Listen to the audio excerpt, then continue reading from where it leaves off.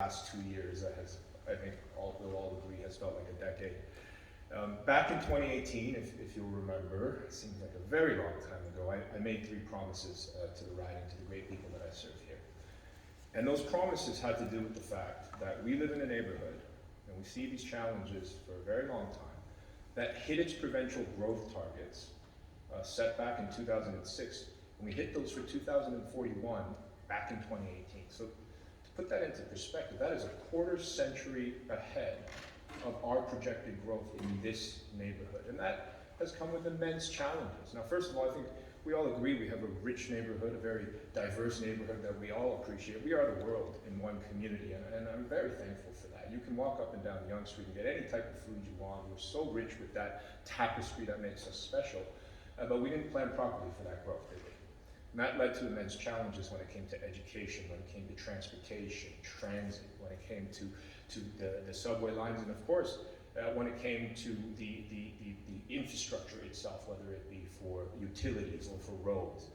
And so those promises that I made back in 2018 had to do with this, all 3 of those issues. So when it came to education, we have 150% capacity up and down the Yonge Street corridor.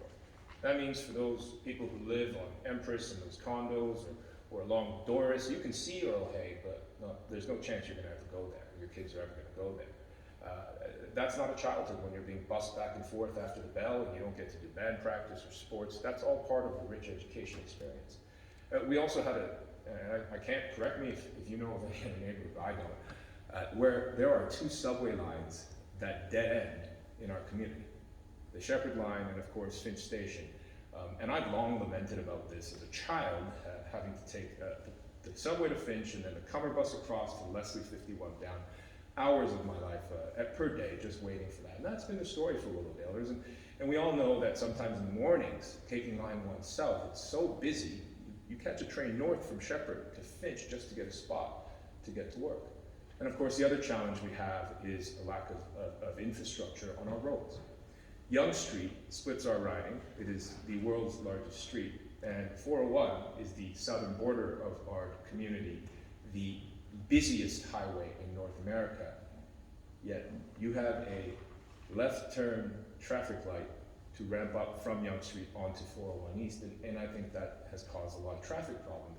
And we know that people speed in the side streets, and this isn't the proper infrastructure we were looking for. So I made 3 promises. Let's expand our schools, let's work on the capacity, let's get subways built, and let's get started on the Yonge 401 ramp. Now, for 15 years, we heard that the Yonge 401 ramp had gone through an assessment, and when I got in to government, the first thing I did was let's see if that's the case. It was not, and so we were successful in able to getting stage 1 approval for the environmental assessment on the Yonge 401 ramp. That is the first stage that is necessary in order to get this thing actually built, and now we need to work with the city, and I urge our partners at City Council to work on this so we can actually get shovels on the ground. The second promise I made was that we were going to make sure we expand our education capacity here in the neighborhood. Now that's a bit challenging because we actually have to get our school board to put forward the capital projects for either expansion or for new schools to be built. And I want to thank Trustee Brown, Alexander Brown, for working with me to put forward McKee Public School. We were able to get 69 new spaces. Now there's a lot more to be done, and so if I'm successful in my job interview, what I'm going to push for is a new school. And you heard Minister Lecce announce recently, a couple of months ago, a new platform school downtown. And a platform school actually exists in a building. They have examples of this in New York. We actually have one at Yonge and Eglinton for Northern High School. Why not here in Willowdale, so that some of those condo dwellers can actually send their kids to the schools that they can see from their buildings. And the third promise I made was, let's get transit built in our community. It's unfair that people come here from the 9 to 5, they park in the middle of our neighborhood, and then they take the trains and the capacity issues. The seats are all full. So we're actually building the most historic transit expansion in Canadian history. It's $28.5 billion, and what that practically means is that yes, we talk about the Yonge North extension, and it's going to go to Richmond Hill, but we need to take pressure off line 1.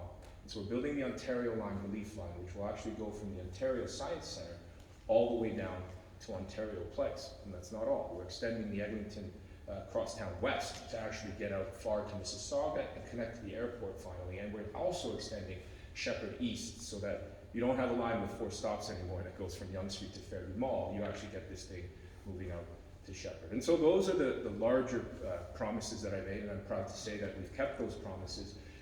But our job doesn't end there. And so the last thing I'll say on the high level before I talk about some new local issues that we want to work on in the very near future, we have to talk about what's coming to Ontario.